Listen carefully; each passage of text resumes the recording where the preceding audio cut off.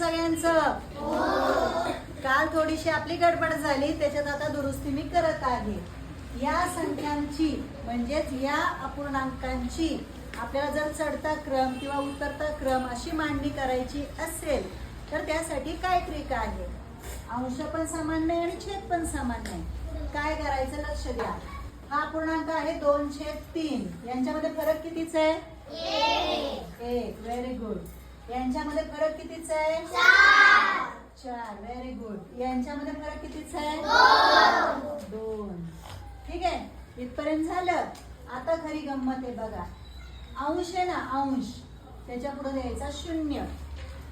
अंशाच्या पुढे 0 द्यायचा आणि या फरकाने भागायचं. किती येणार? 20 ला 1 ने भागलं 20. Very good. इथं सांगा आता 4च्या पुढे काय देऊ? 0. आणि कितीने भागू? 4 ने. काय येणार उत्तर? 10. Very good. आता तिसऱ्याचं तुम्हीच सांगा. काय लिहू इथं?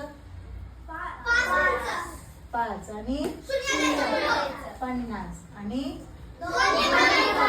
2 ने भागायचं. उत्तर आलं 25. किती आलं? 25 झालं. आता सांगा चढता क्रम. आधी कोणता येणार? लहान का मोठा? चढता क्रम लहान. कोण आहे? म्हणजेच सगळ्यात लहान. त्यानंतर 2/3 आणि शेवटी सगळ्यात मोठा 5/7. आहे का नाही सोपं?